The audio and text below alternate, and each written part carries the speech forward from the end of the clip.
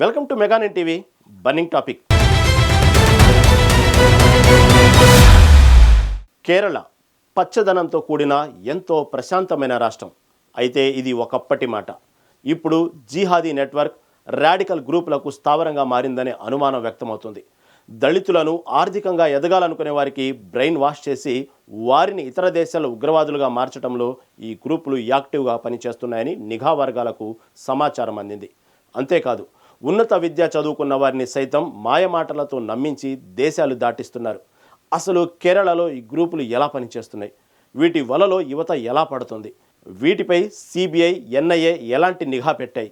Watch the story.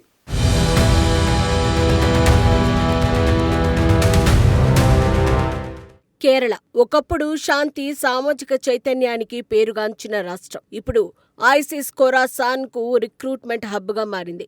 ISIS Khorasan అనేది ISIS Salafi jihadi సంస్థ ప్రాంతీయ శాఖ. ఇది ప్రధానంగా ఆఫ్ఘనిస్తాన్, పాకిస్తాన్, తజికిస్తాన్, ఉజ్బెకిస్తాన్ వంటి మధ్య దక్షిణ ఆసియా దేశాలలో యాక్టివ్గా ఉంది. ఈ నెట్వర్క్ రాడికల్ గ్రూపులు ముఖ్యంగా నిషేధిత సంస్థలైన popular front of India, social democratic party of India ఆధ్వర్యంలో నడుస్తున్నాయని గుర్తించారు. దళిత మైనర్లు, ఆర్థికంగా వెనుకబడిన యువతను టార్గెట్ చేసుకుని గౌరవం, ఆర్థిక స్థిరత్వం, మంచి జీవితాన్ని అందిస్తామని చెప్పి వారిని ఉగ్రవాదం వైపు ఆకర్షిస్తున్నారు.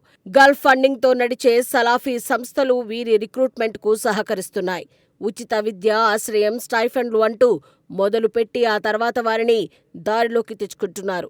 ఈ జిహాదీ గ్రూపుల రిక్రూట్మెంట్ ప్రక్రియ చాలా వ్యవస్థీకృతంగా జరుగుతోందని నిఘా వర్గాలు గుర్తించాయి. మొదట వారు లక్ష్యంగా పెట్టుకున్న వ్యక్తులను గుర్తించి 3 నుంచి 6 నెలల పాటు తీవ్రమైన ఐడియాలజికల్ ప్రభావానికి గురిచేస్తారు. సలాఫీ, వహాబీ టెక్స్ట్ల ద్వారా హిందూ కుల వ్యవస్థను అణిచివేయాలంటే జిహాద్ ఒక్కటే మార్గమని చూపిస్తారు. అలా వారి ప్రభావానికి లోనైన వారికి అరబిక్ పేర్లు పెట్టి ఎన్క్రిప్టెడ్ యాప్లు, క్రిప్టో ట్రాన్సాక్షన్లు, ఆయుధాలపై శిక్షణ ఇస్తారు. ఆ తర్వాత కొచ్చి, తిరువనంతపురం విమానాశ్రయాల నుంచి నకిలీ డాక్యుమెంట్లతో దుబాయ్, ఇస్తాంబుల్ మీదుగా ఆఫ్ఘనిస్తాన్ పంపిస్తారు. 2016 కాసర్గోడ్ నుంచి 21 మంది ఇలానే ఆఫ్ఘనిస్తాన్ వెళ్లినట్లు గుర్తించారు.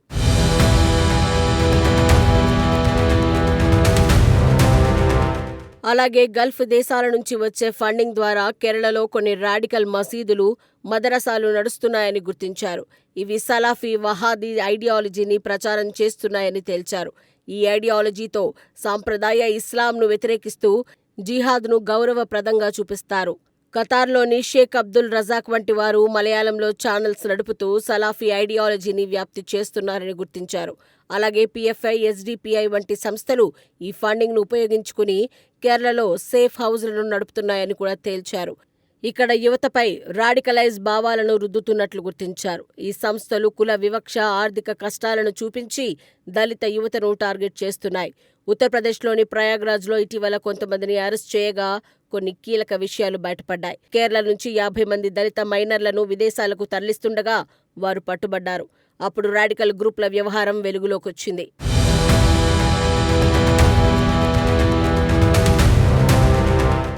కేరళకు చెందిన నిమిషా ఫాతిమా, సోనియా సెబాస్టియన్ అనే 2 మహిళలు ఈ నెట్వర్క్లో చిక్కుకుని ఐసిస్లో చేరారు. నిమిషా పాలక్కడ్కు చెందిన హిందూ మహిళ. డెంటల్ కాలేజీలో చదువుతోంది. ఆమె బెక్సన్ అనే వ్యక్తిని వివాహం చేసుకుని ఇస్లాంలోకి మారి ఫాతిమా అనే పేరు పెట్టుకుంది. 2016లో ఆమె తన భర్తతో కలిసి ఆఫ్ఘనిస్తాన్కు వెళ్ళింది. అయితే ఆమె భర్త 2017లో యుఎస్ ఎయిర్ స్ట్రైక్లో చనిపోయాడు.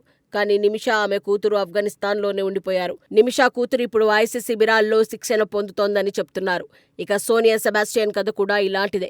ఎర్నాకులం నుంచి ఇంజనీరింగ్ గ్రాడ్యుయేట్ పూర్తి చేసిన ఈమె 2011లో అబ్దుల్ రషీద్ అనే వ్యక్తిని వివాహం చేసుకుని ఇస్లాంలోకి మారింది.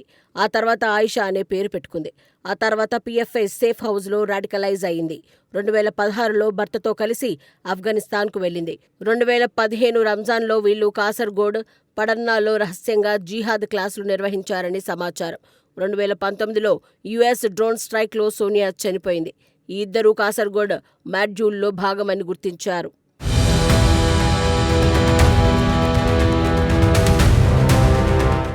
కేరళ టు ఆఫ్ఘనిస్తాన్ జిహాదీ లింకులు భారత్కు తీవ్రమైన భద్రతా ముప్పుగా మారే అవకాశాలు ఉన్నట్లు భావిస్తున్నారు.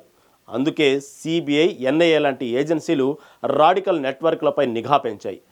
గల్ఫ్ నుంచి వచ్చే ఫండింగ్ను అడ్డుకోవడానికి అంతర్జాతీయ సహకారం తీసుకుంటున్నాయి. అయితే ఎన్క్రిప్ట్ యాప్లు, క్రిప్టో ట్రాన్సాక్షన్లకు ట్రాక్ చేయడానికి సైబర్ ఫోరెన్సిక్ సామర్థ్యం అవసరం. ఇక సలాఫీ మదర్సాలు, సంస్థలపై నిఘా కూడా పెరగాలి. 2022లో పిఎఫ్ఐను నిషేధించినప్పటికీ ఎస్డిపిఐ ఇంకా స్వేచ్ఛగా పనిచేస్తుంది.